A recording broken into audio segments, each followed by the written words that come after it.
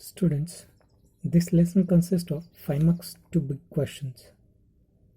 So definitely an important question for 5 marks from this first unit, that is, write the provisions of the Government of India Act of 1935.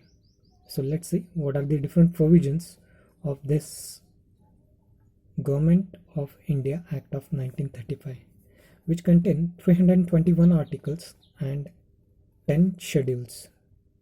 So among these all provisions, there were the 6 important provisions are there: federation, distribution of power, Darchi at center, federal legislature, federal court, and provincial autonomy.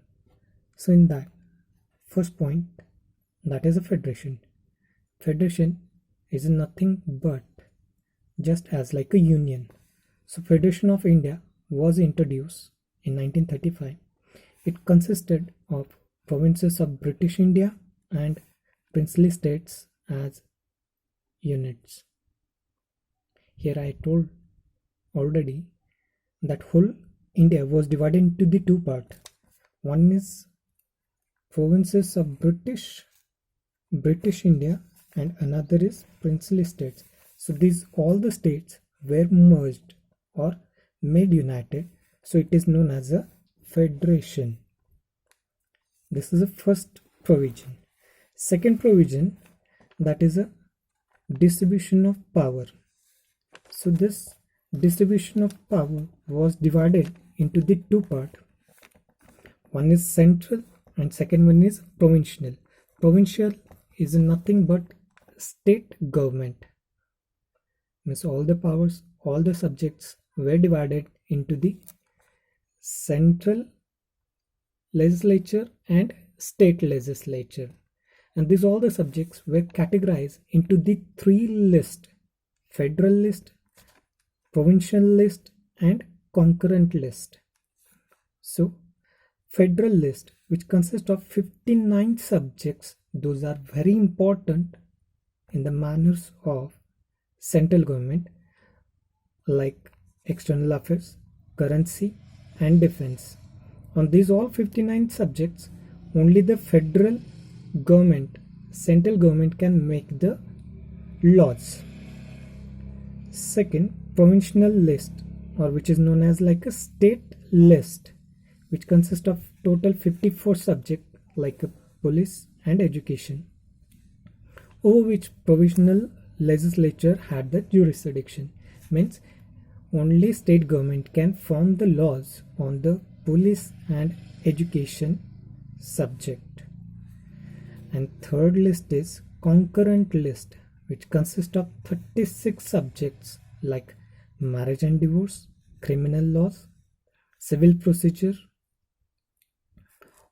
over which federal and provincial can make laws. So concurrent list, what the 36 subjects were there. On this, central government as well as state government can form the laws. So it was like a common subjects where the state government and central government can frame the laws. This is the second, that is distribution of power. Third point is Darchi at the center. Already Darchi was introduced as per the 1919 Act, but here Darchi was introduced at center government with the more powers to the Governor General. Governor General was the head for the central government and he got the more power as per this 1935 Act.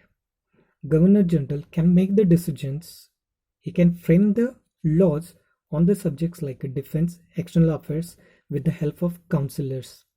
Councillors were responsible here. And this Darchi gave the more powers to the Governor General. So here, one more important question: what is Darchi? So Darchi is nothing but it was introduced at center level with the more powers to the Governor General. He can make the decisions on the subjects like defense, external affairs with the help of councillors. So it is known as a duchy. Federal legislature, fourth provision.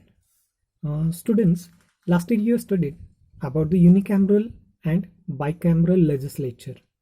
So federal legislature is a bicameral, means which consists of two houses, upper house and lower house.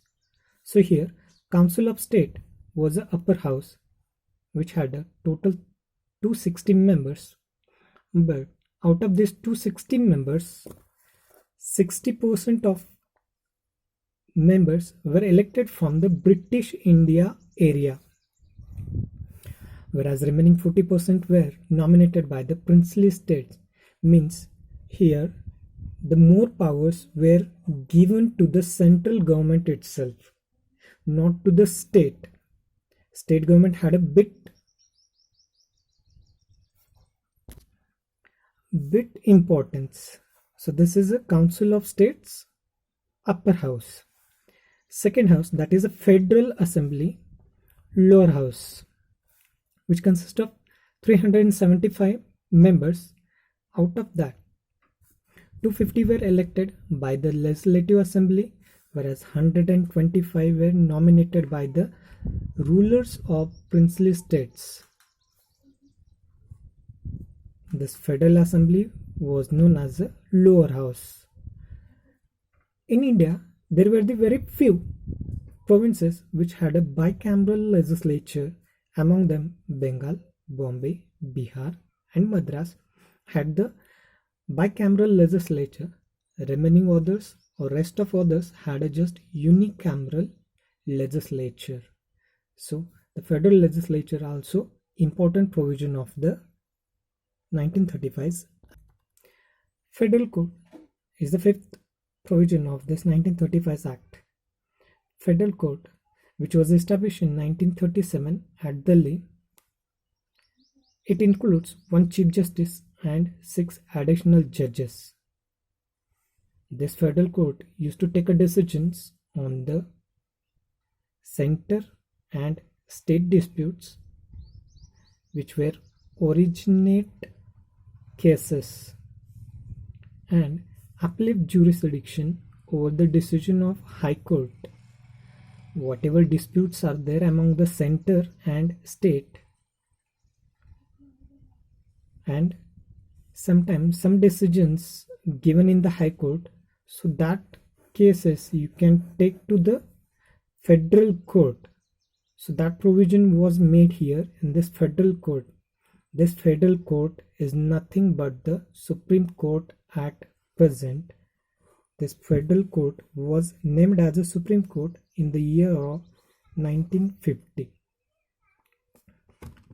And the last provision, that is provisional autonomy. Autonomy is nothing but is a freedom. So by this act, the provisions no longer remain as a delegates of central government, but become autonomous units of administration. Means central government gave bit freedom to the provisions, that is a state government, they can take decisions themselves, no need to depend on the central government. So this is called as a provisional autonomy. So students, in this act we've seen that different provisions of this act: federation, federalist, distribution of power, duchy at center, federal legislature, federal court and provisional autonomy. Thank you.